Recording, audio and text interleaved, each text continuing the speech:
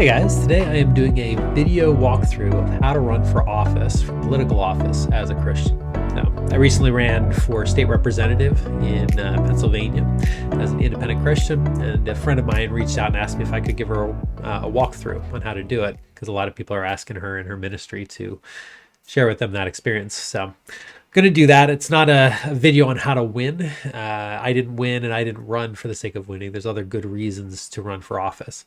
But I'm going to share with you just the tactical stuff that I learned. This is mostly going to be a practical video. So we'll talk a little bit about principles, but we'll talk mostly about specifics on how to actually go from point A to point B. All right? But for those of you who don't know me, my name is Nate Schmalzi. I am a political activist. Now I'm past campaign politician, and I'm also a YouTuber, and I basically teach people how to think biblically in areas of social justice, politics, and theology at large. So in this video, we're going to walk through, like I said, tactics, setting up a Google account. So for those who really have no foundations, I've actually found it's very useful for staying organized in big projects like this to actually just set up a new Google account, or if you like Microsoft, I think they have similar services. So we're going to set that up. We're going to look at the nomination forms that are needed. We're going to look at collecting signatures, canvassing, all the principles and tactics involved in that. And then income and cost reporting. So those are the major things you have to do in order to run for office, at least as an independent here in Pennsylvania. So future videos, I'm going to talk about other things like building a website, creating and deploying lawn signs, creating and deploying or distributing literature. So for this, it's mostly just the nitty-gritty forms of government applications in this particular video. So strap in for a really riveting ride. But if you want to hear about those other practical videos that I'm going to shoot, Lord willing, over the course of the next few months, you can go ahead and subscribe to my YouTube channel and keep up to date. All right, so first we're going to talk about why. Why should you run for office as a Christian? Now, I think it's pretty obvious that our country is dying, right? We've really departed from the Word of God, the foundation that we were given. And as our founding fathers talked about, the nation that we were given would only work for a moral people. We've really left that. So what does morality look like in the legislative realm? Subscribe to my channel and find out the principles related to that. But the basics of it is that you're honoring Christ as the King of Kings, right? He actually, all authority in heaven and earth has been given to Jesus. Now, therefore, go and make disciples of all nations. So Jesus has actually been given the throne in heaven that rules over the kingdoms of men. And so Christian political activism, Christian politics is the outworking of that reality in civil government today. But what we see in the age that we're living in is that the church has really retreated from politics. And there's some reasons for that. My next video is actually going to be talking about pietism, a movement in Christianity that happened about 350 years ago that led to this decline of Western civilization. But the church, key to pietism, the church retreated from politics, focusing exclusively on the personal salvation, believing that politics and education, economics, all that stuff out in society is not integral to the church's mission. So we need people like you. We need Christians to actually stand up and run for office, if for no other reason than to stop the slaughter of children that's happening through abortion. Got 60 million children dead and counting. But even beyond the obvious reasons that a Christian might run for office to establish justice in our culture, it's also a really huge opportunity to spread the gospel. It's a really huge opportunity to spread biblical truth. You can go to my website, repentwithnate.com. Depending on when you view this, it might be different. But it was set up for a political platform of repentance and sharing people the truth of Christ, not shying away from biblical truth and the like. So it's a great opportunity. I had like 1,000 people or whatever visit my website just for my local election and click around on these articles. So if you want to learn more on good reasons to run for office, even when you're not going to win, you can check out my video when Jesus ran for office, because that's what he did, is he ran for political office knowing that he wasn't going to win, and he got crucified for it. And just in general, like I said, subscribe to my channel and you'll get lots of biblical content on politics, social justice, and theology. So to start, we're going to set up a Google account, right? And so let's start with why am I starting here? It's to stay organized, like I said, um, and it's I found it's a really good idea to set up an email address specifically for political correspondence, so that the stuff happening in that project of yours is not getting mixed into your personal life. Um, what I usually do is I'll set up email forwarding where it gets forwarded to my personal life, but then to my personal email address, just so I am aware of it. But then I'm able to do searches, whatnot, specific to that email address. Uh, then the Google Drive is also great for being a cloud storage. That's basically the ability to store files off your computer, back them up, and then be able to access them from anywhere. And then it's great also just for staying organized with bookmarks, because there can be a lot of different websites you got to visit. And it's always nice to bookmark them all. So I will walk you through that. Sorry if that's overly rudimentary. You can, once there are chapters on this video, you can skip it. But when you're creating a new Google account, you're going to want to start, if you have Google Chrome, this is a browser here. I like to start by adding a new user on my Google Chrome, right? So you can just take a look at, I don't think it's coming through on the screen, but if you, in the top right corner here, there's the opportunity to sync and personalize your devices. And so you can set up a Google account that's linked to your browser, and then it syncs your bookmarks and whatnot. Now, click Get Started. And we'll just add bookmarks to Gmail, sure, to YouTube and Google Maps. Yep, never mind, must have taken them away. Then I'm gonna pick a background. That looks nice. Then we're gonna sign in. Here, it's asking us to sign in with an existing email address. But we're going to say down here, create an account. Okay.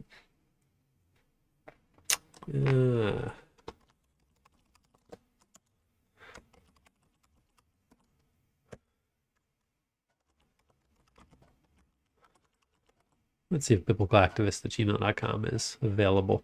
Normally you'd use your name that you wanted people to see. I'm going to actually use this account for other tutorials that are not necessarily related to politics. So I want to make it something generic.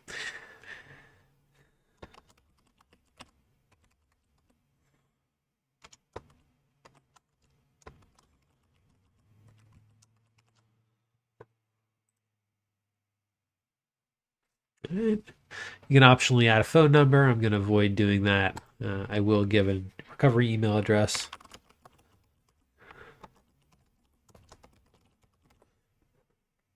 Give yourself a birthday. I'm going to make this fake because I'm putting this online.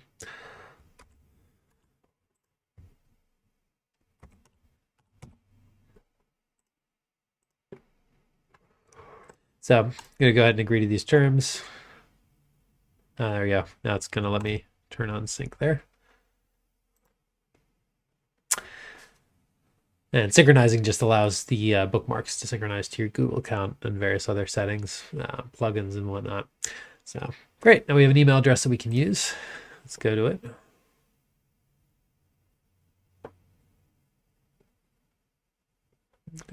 It's nice, brand new. What I like to do, or what I think I wish I would have done, I should say, is set up a new label in this for receipts, because that's going to be an important thing that you're going to track is your expenditures and then any income as well that you have with fundraising and whatnot. So I'm going to do that. I actually forget how to create a label.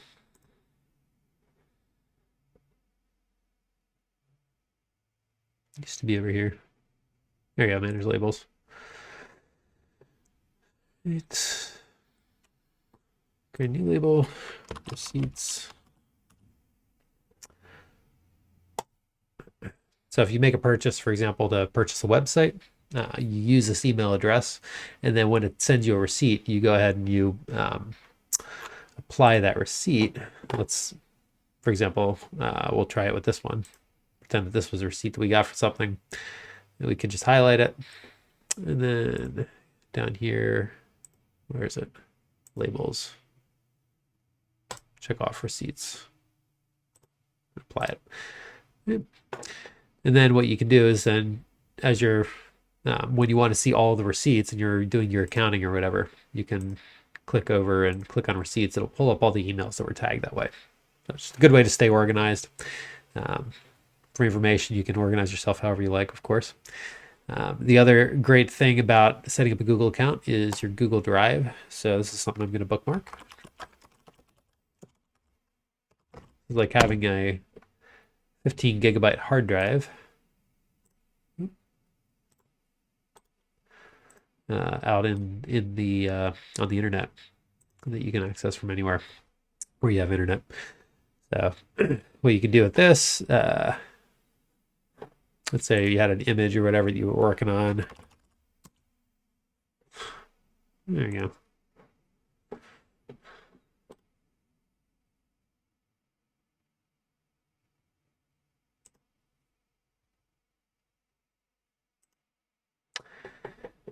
So you created a flyer or whatever, and you had the PDF or an image that you wanted. You can drag it up here. It'll get uploaded there, and you can organize it just like files on your computer. So it's good for backup. It's good for sharing with other people, especially if you have other people collaborating with you on this. All right, so enough of that practical stuff. Going to next, we're going to be working on what you need to actually do in order to run. So how do you get your name on the ballot? So for local elections, national elections are a whole other ball of wax. And I assume if you're watching this video, you're going to be running locally. One of the language things I had to learn, when the state talks about local elections, it's referring to county and township elections, which I expected, but also positions that are in your state capital, like a state legislature or senate. Those are also considered local because you represent a local group of people. So in my case, it was Lower Bucks County. So you'll see that language about local elections in some of the paperwork you have to do. Just know that, at least in my experience, running as a representative is a local election. So how can you run? You've got 4 basic options. You can run as part of a major party, so Republican or Democrat at this age of history. You can, and it's actually like embedded into law. Those parties get special privileges. They have special responsibilities. It's a completely different or reasonably different process to run for those.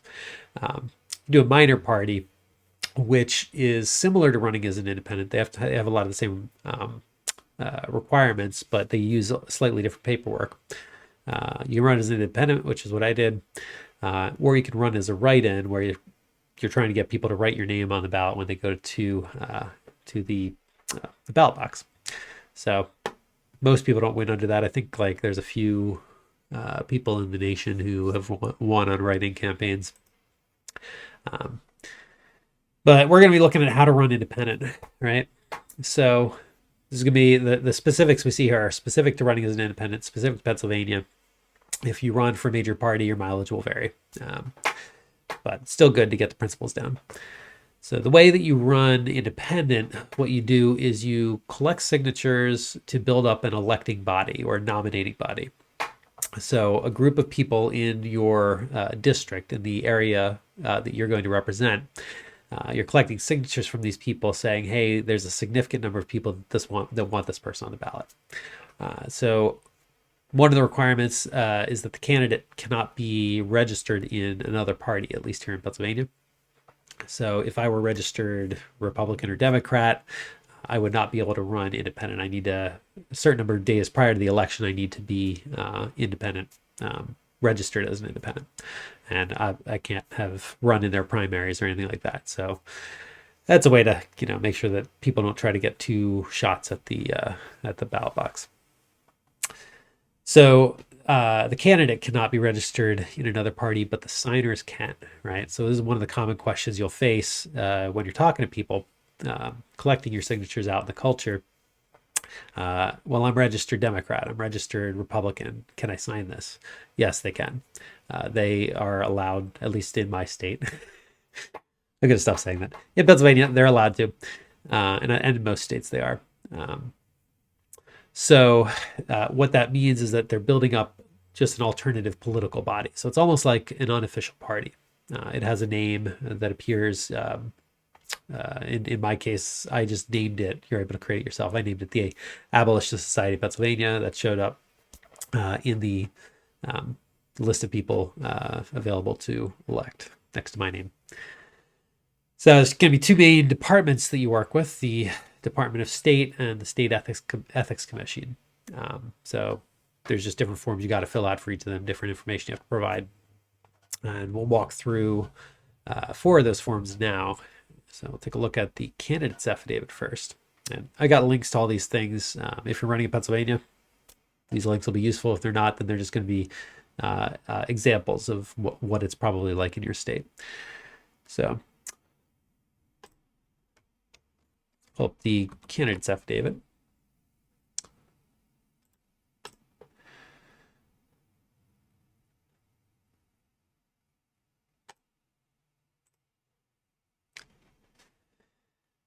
All right, so this page gives you basically a checklist, a high-level checklist of everything you need in order to run as an independent third-party nomination here in Pennsylvania.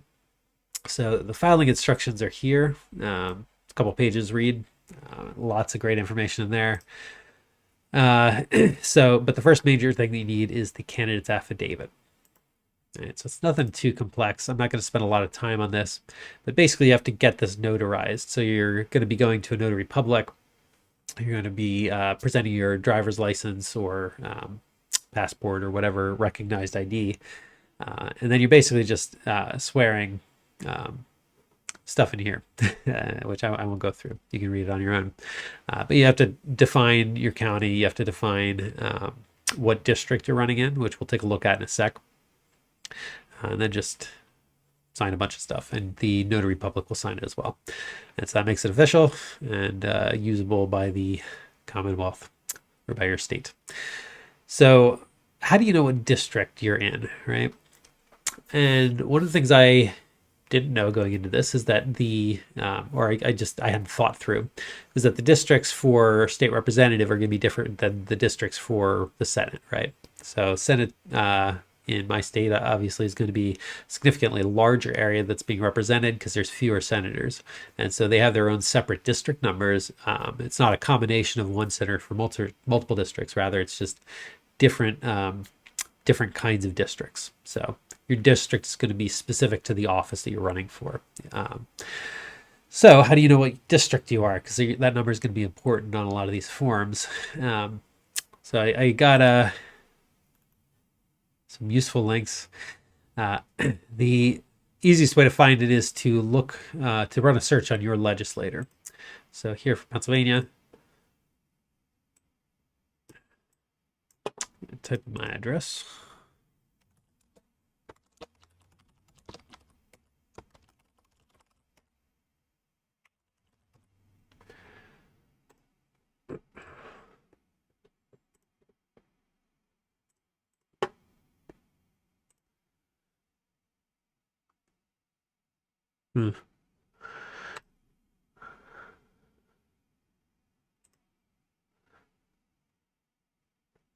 And then I'm going to search. All right, so this tells you who's currently in office, but it also tells you their district. So Representative Megan Schroeder is the Republican that I ran against, and she is in District 29, so for the Pennsylvania House. All right, so if you're going to be running for state representative in Pennsylvania, you would be using this district number, or whatever district number gets pulled up for your area. So that's useful. This whole show on map thing, though, is pretty useless because what you want to know when you're running is what are the boundaries of my district, and it just gives you these lines. You don't really know what roads they are or anything like that. It's just kind of general shape, not very useful. So there's a second link I'll include in the description from redistricting.state.pa.us here. And once you have your district number, so House Legislative Interactive District Map here, 29. You'll see that same shape, but in the context of roads and whatnot. And you can go full screen if you want and study it out. So it's useful for when you're actually campaigning to know where to go.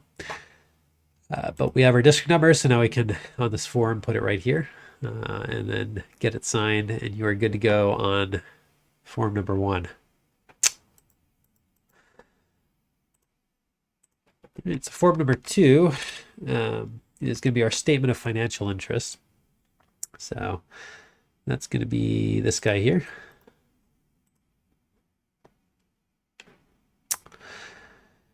And this, you are actually able to file online, which is what I did.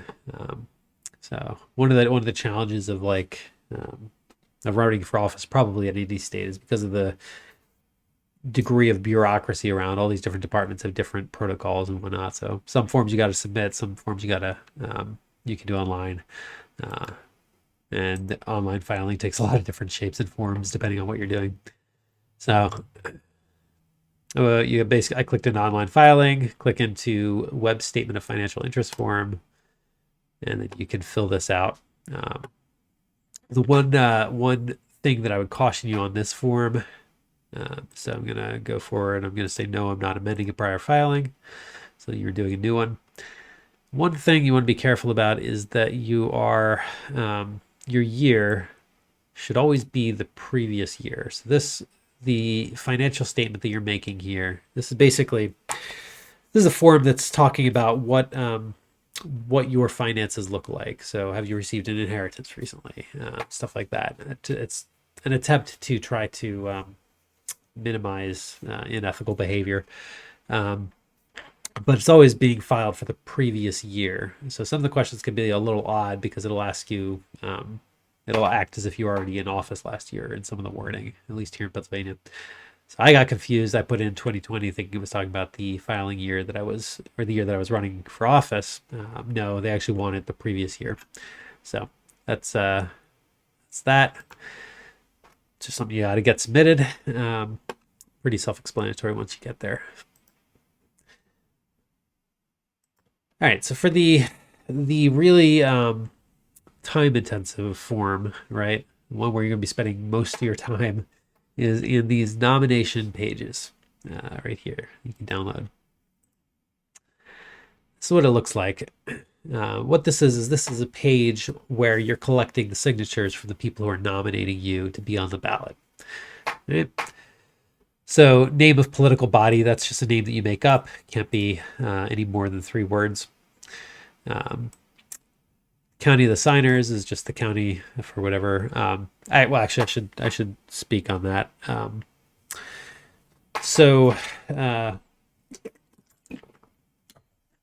In my case, since I was running for a position that was within the boundaries of a single county, all of my signers were from Bucks County here in Pennsylvania. If you're running for state senate, if you're running for, if you happen to have a district that crosses counties, I don't know if those exist, but you're going to have to separate your nomination pages by county. So all the signers on one page, on one sheet, have to be all from the same county. So just want to make sure of that. Otherwise, the signatures get thrown out. The signatures that do not match the county here on the up top here. So this candidate information, office title, the office you're running for. The official name of the title can be a little weird to find, so just be thinking of that. I forget exactly what it was for state representative. It was like representative in the state house or something. I don't know, something. District number is that district number we looked up. Name of the candidate's your name.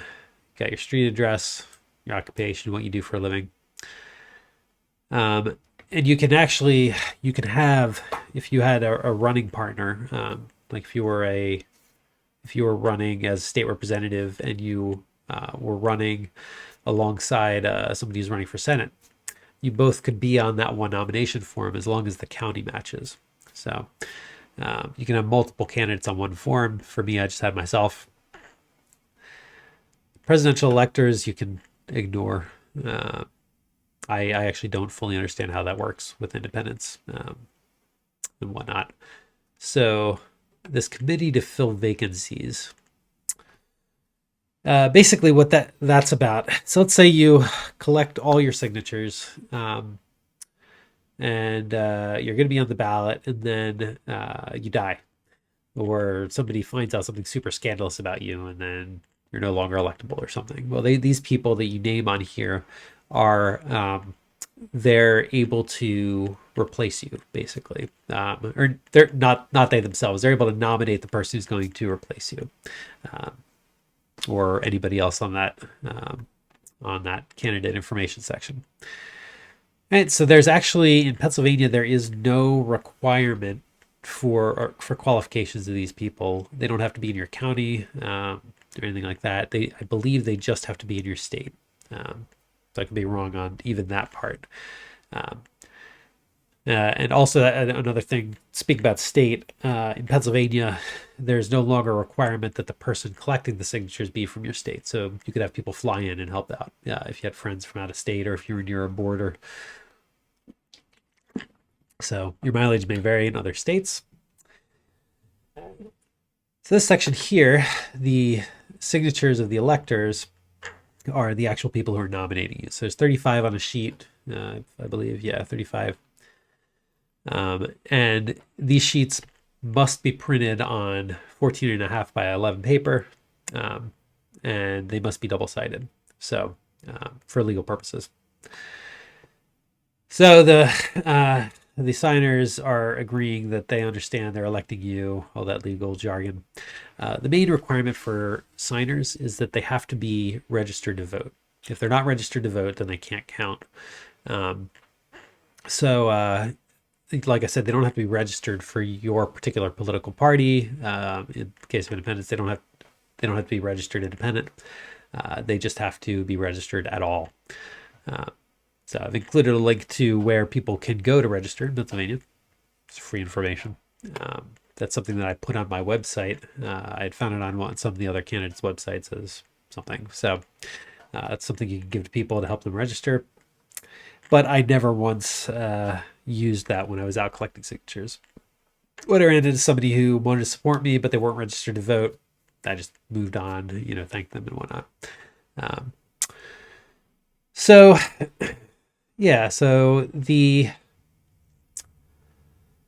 what can I tell you about this? As people are signing, they tend to have, first of all, they tend to not have enough room. And they also have a tendency to not want to fill everything out. They just don't think that they need to for some reason. So what will happen a lot is people will sign in this first section, and then maybe they'll print their name, and then they'll give the paper back to you to make sure, or just thinking that they're done. So it's very important to make sure that they fill out every single field here. So house number in a separate column, street or road in a separate column, city, borough, or township in another column. You don't need zip code, you don't need county or anything like that, because everybody on this page is all from the same county. And then you have to make sure that they sign with the date.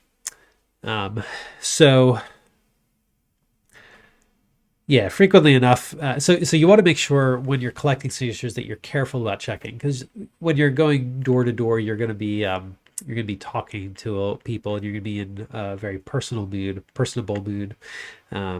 And sometimes get distracted by the conversation. So when they hand it back to you, you want to make sure that you take the time and you let them know you need to take a second to verify their signature, make sure it's going to count. And if they've done anything that would be a mistake, basically cross out that line and ask them to do it again. If they're just missing information, obviously they can fill it out again, or fill out the missing piece. But the safest bet is to just cross it out and get them to do it all on a new line. One of the other trends while collecting signatures is that people will copy the person above them. So I ran into situations where people would put the zip code and the date of signing. I didn't check it in time, so that invalidated that particular line. What I found is that people would look not at the label of the column, but they'd look at the person above them and just mimic whatever they did. So if you run into a situation, I should say, when you run into a situation like that, because you won't catch everything, you just want to make sure that the next person you talk to, and sometimes the next two, you're very specific and explicit. Hey, this is the date of signing. This person signed it the wrong way. Because people just tend to tend to copy each other that way. All right, so down here at the bottom, you've got the statement of circulator, which is the person who's collecting the signatures. It doesn't have to be you. Basically, you just got to specify the county, their name, signature. The other rule is that, every sheet has to be collected by only one person. So if you started a sheet, you couldn't hand it off to your wife to finish collecting it. You would need to, at least legally speaking, you would need to be the one who finishes out that sheet. And she would need to start with her own clean sheet. Okay, so I think that's everything related to this form. Primarily, we'll go over some more signature collection tips in a little bit. Yeah, the last bit, we're gonna look at the signature requirements here. So it's the last thing listed in this checklist. And this is just a simple page that tells you how many signatures you need. So if you're running for president, you need 5,000 just to get on the ballot. It's a lot less than that for local stuff. This is the representative in Congress. So these are all national things. I got confused because I saw representative and I didn't see Congress, and I thought I needed to get I think it was like 2,000 or whatever. It's much more attainable. Representative in the General Assembly. That's the name of the title of what I ran for. That's what you would be putting at the top of your nomination forms. And so for me, District 29 signatures were 332. And you want to collect more than that. So some of the signatures you collect are not going to be valid. And we'll go into that in a little bit. But basically this tells you how many you're going to need in order to get on the nomination form. Okay. So one more useful tool that I'll share with you is the voter export. States will often give you an export of registered voters and their addresses, which I thought was really odd because that sounds like some personally identifiable information, kind of breach of privacy. But apparently they do. Apparently you're agreeing to that when you register. So I'll just open that up. It's extremely useful. I didn't make much use of it because I found it in Pennsylvania after a significant portion of my campaign was done, and I had switched to another project because I wasn't looking to actually win, right? So, but if I would have been trying to win, I would have absolutely been using this tool. And I'm also told that there are cell phone apps. I don't have any names for you, but there are cell phone apps that use this data and then help to plan campaign routes for you that just make it very efficient. So you might look into that. But basically, purchase this Pennsylvania full voter export. Then you just fill in a bunch of information. Costs you $20. Submit it, and you get a download link, I believe, emailed to you. And so it'll tell you, I think you have to specify a party on here, and maybe not. It might just give you every registered voter and their party. But it's helpful if you want to know where you can go, if there's a particular party that's closer to your platform, where you can go to find people who are more likely to sign your nomination form. Probably even more useful than that would be for mailings, mass mailings, if you have the funding for it. I was trying to run a very low funded campaign, but if you have the funding for it, the ability, and you're going to be sending a large amount of mail, then this would be a good way to find the addresses of people worth sending it to. Actually, one more thing on that. So for my campaign, it was focused on sharing the gospel with people as well. So I got to share Christ with a lot of people who were Democrats. So people who are Republicans are closer in terms of conservative Christian values. But I got to share Christ with a lot of Democrats, and I got to connect with them on their love for social justice, and then basically talk to them about what real biblical justice looks like. So it's not automatically, depending on what you're trying to do, right? In my case, my priority was spreading truth and spreading the gospel. Depending on what you're trying to do, there could be value in reaching out to people from, an opposing party as well. So just want to put that plug in there.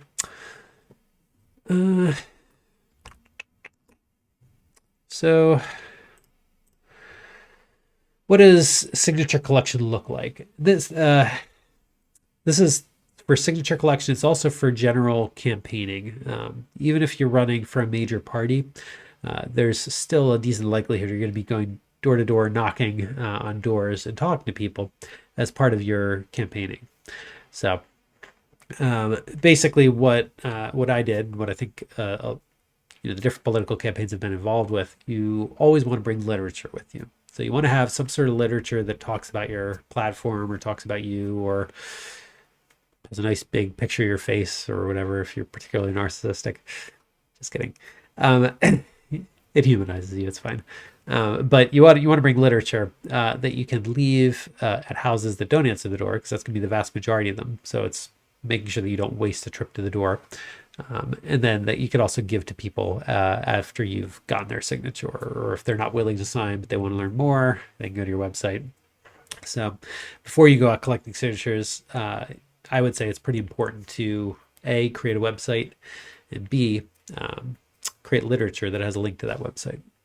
And so the literature gives people a reason to go to the website, and then the website you can change to have whatever information you need to have as your campaign moves forward. So bring literature. Where my source for literature that I use is gotprint.com.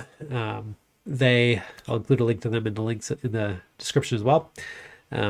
They have I prefer usually to create my own images, but they actually have their own templates. And for my campaign, because I was pressed for time, I used some of their own templates for creating professional looking literature, and you're able to do some pretty good work there.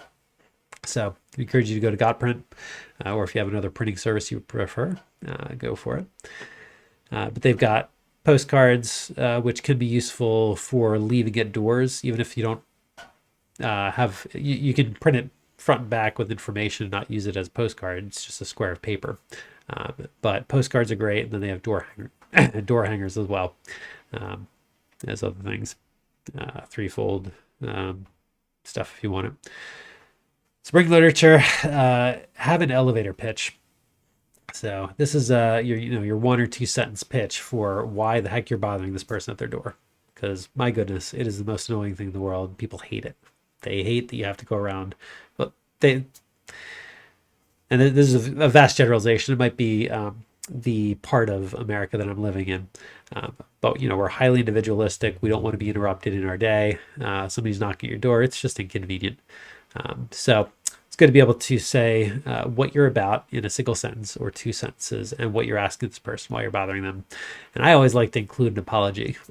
Sorry to bother you, because it is, at least in my area, it is really a cultural offense to be bothering somebody at their door. If you go, I've found on weekends, that's typically a lot more welcome. You'll even get people out in their yards doing yard work.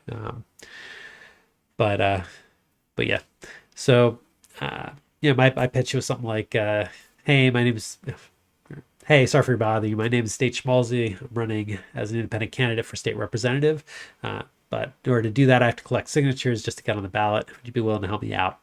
And so asking them to help me out, it's allowing them to feel like they're doing somebody else a favor, doing a good thing. And then usually what that would do is the person doesn't want to help you get on the ballot if you're against their views. So they'll ask you, well, what do you believe in? And it opens up the door for them to express a willingness to have a conversation. So if they're not willing to even have a conversation, ask them if you can leave them some literature, and then head on out of there. So when the person agrees to sign, it's important to ask if they're a registered voter, like we talked about earlier. So I don't usually, I found it was a lot of information in order to include that in my elevator's pitch. So I basically waited until after they agreed to sign before I asked them if they were registered. If they're not home, just leave the literature. Name recognition is key. Just knowing that you exist will help to get you votes. So now we're going to look at what happens when you turn those signatures in. So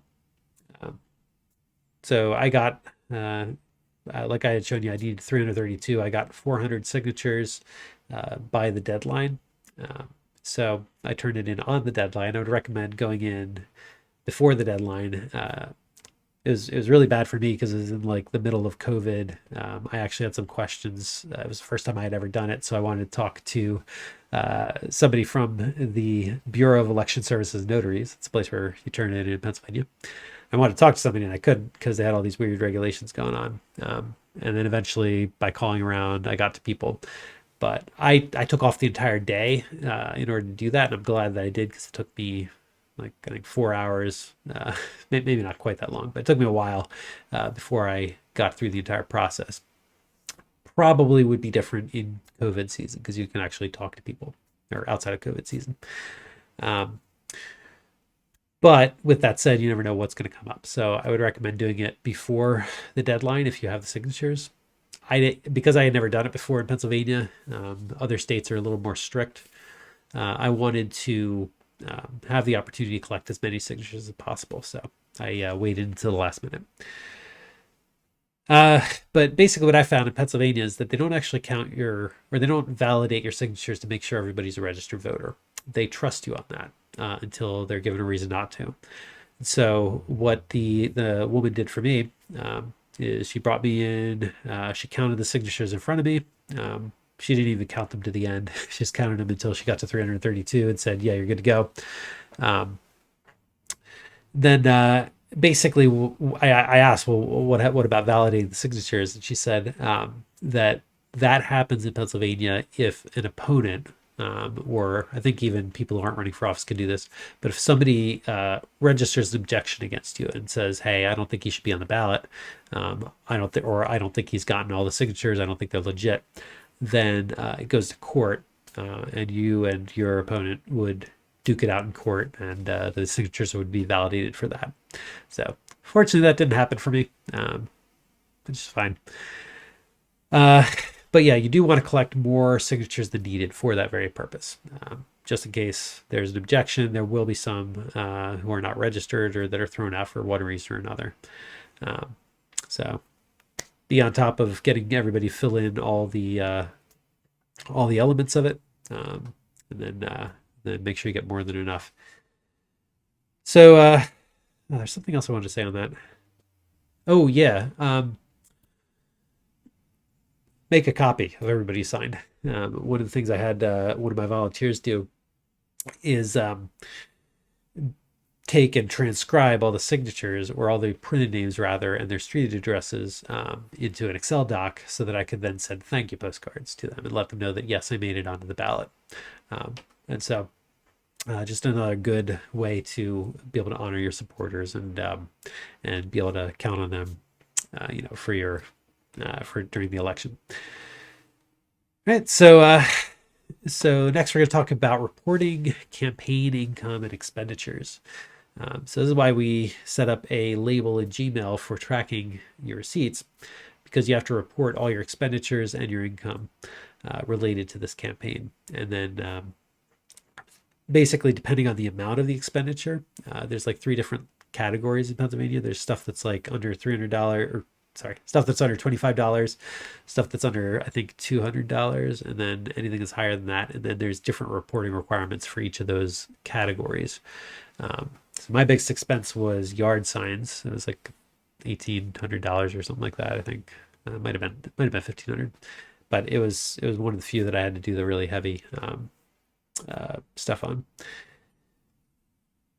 But yeah, so they do have online filing, and it is, once you get going with it, it's easy enough to use. But I wasn't able to log into it, and I forget exactly what the thing was. There was some sort of a special identifier I had to get from, that was like my identifier in their system as a candidate. And then once I had that, I needed to get it to them and then apply in order to be able to use that system. And then once I was verified,